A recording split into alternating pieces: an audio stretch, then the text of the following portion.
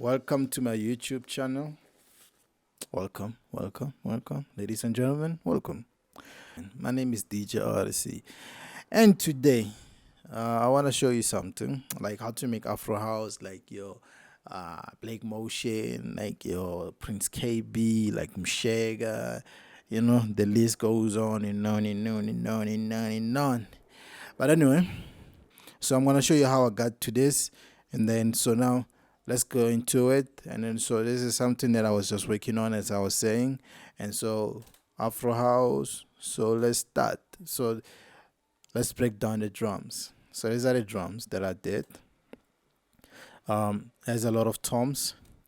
Um, this is how I started the drums. This is the sound that I used to start the drums. Let me solo this.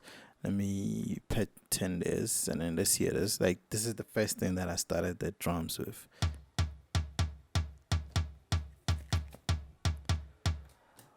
As you can hear, it gives you the rhythm of the song already. That's what I needed. And it's something that Black Motion usually does anyway. And then so this is the thing that you need. So the first thing, that tom is very important to me. It's very important to you if you're trying to learn. So use such a tom. Use such a tom, and then so that you can have the breakdown of the whole beat.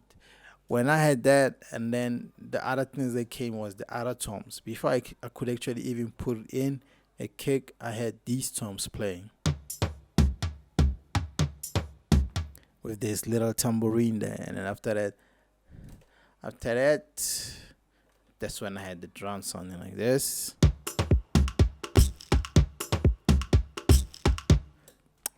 Pretty awesome. One bar, everything sounds nice, and so I put it in the playlist. And then the next thing that I played, I just put the dot on the crash, And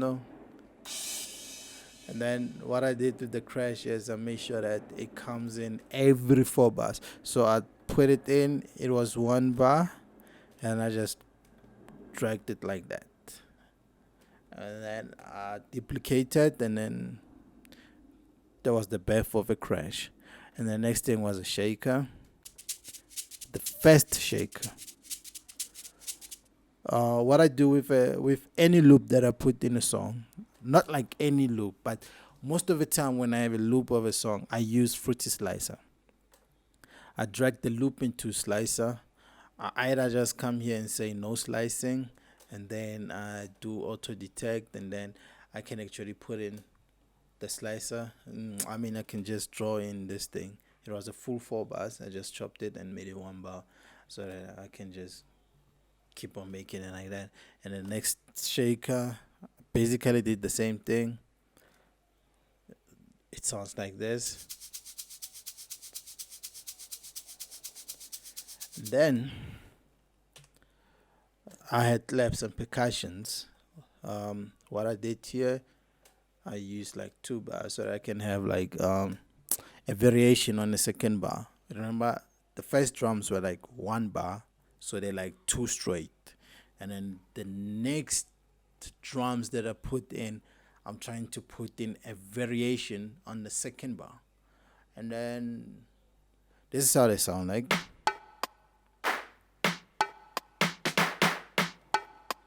Okay. That's how they sound like. That's simple, and then you'll understand more when they play together. And then so for now, that's how it sounds. And then it just puts in a little variation on the second bar. And then the other thing I did, it's a clap. So this is how the clap sounds. So I put a head on it. This is the reason why I put a head. I don't know why people put a head, but this is my reason. So my reason is just that, like on this clap that I used, it doesn't really have the higher frequencies, but I needed the higher frequencies a little bit. So I put the head on the clap just so that they can play together, and then I can have the higher frequencies from the clap, from the head, for the clap. And then let me play you just the clap alone. This is how it sounds. And with the head, the sound it sounded. I don't know I don't know what you feel, but what I feel is there's a little bit of life in it. You just need life in it. It's a little bit like there's life, people. And then the next thing was a roll and a fill. It's a roll, a fill. That's what you call it. But anyway, fine. It's a roll. I used 1/3. Yo, 1/3, man. 3 time, 1/3 time. And then did the velocity like that, and that's how it sounded. So this roll, it gives you, when the song changes, you use such a roll so that people who are dancing to your song can actually know that there's something coming. Like, yo, what's coming? And then they get excited. And then, so now, you're putting a little bit of excitement for the people. You know what I mean? You're making this for the people. You don't want a song that's going to come in, and when drums come in, when other sounds come in, you don't even know those sounds are coming in. There's no change, So with this, it gives you that. So I also used, so on this, I also used this crash.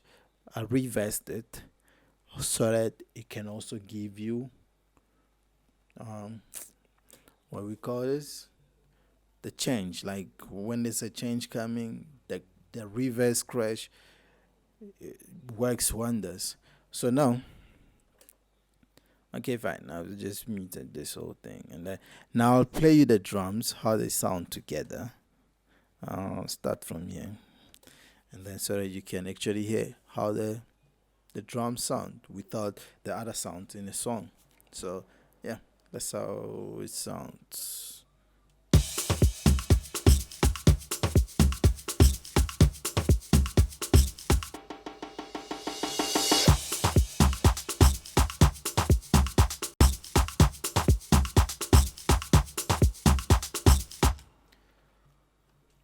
What I did is that clap, right? So we need I need to play you the other stuff. Like, let me play from here this time. Okay.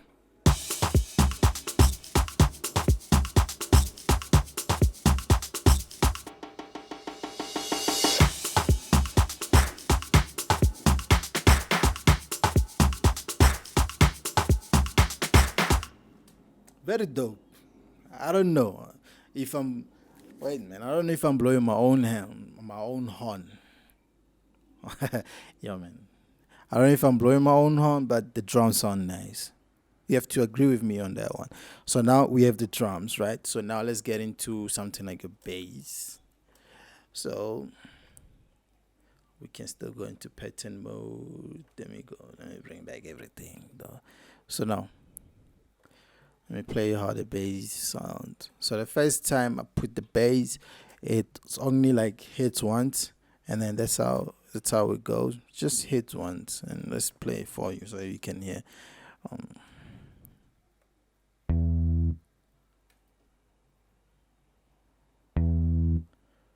It's that simple.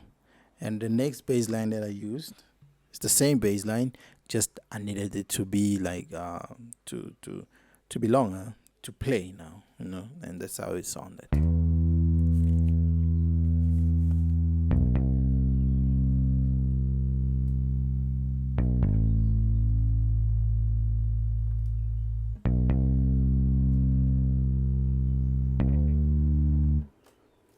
Yeah, man. A full 8 bars on the bass. So yeah, that's how the bass sounded. I'll show you what I used. I used Trilogy. What I like about Trilogy is that what it does, it has some let me say some bass guitars that are sounding live, and then when you play them, it's like somebody was actually playing the bass guitar live, and then so it sounds a little bit better. Sometimes I use other bass lines, but for now, I feel like since this is that Black Motion, Prince Kaybee, these guys love a bass guitar, my friend. Sometimes it's even better to get a bassist in your studio to actually play this for you, because bruh, those guys can play some nice bass lines. So, but for now, get yourself Trilogy or Trillion or any other thing that has some good bass lines, and then it will be dope. So now, that's what I played, and then the next sound, it's a guitar. So the guitar sounds like this.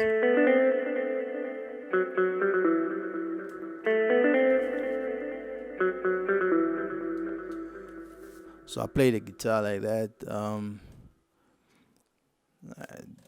Hey man, okay, let me tell you which guitar I used. I used Nexus, and then into expansions guitar is jazz guitar thin. Never go wrong there. And then the next sound that I played was a cello, a string, very low. On the low part, Yeah, so let's play this so you can hear how it sounds.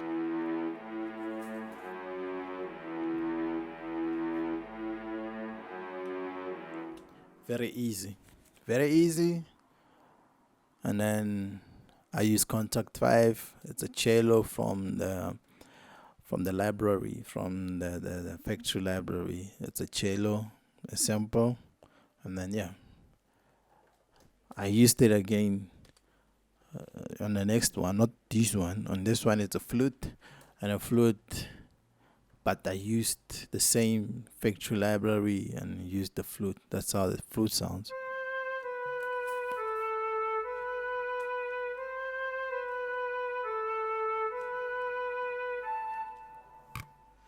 And I used another cello, same place, same thing.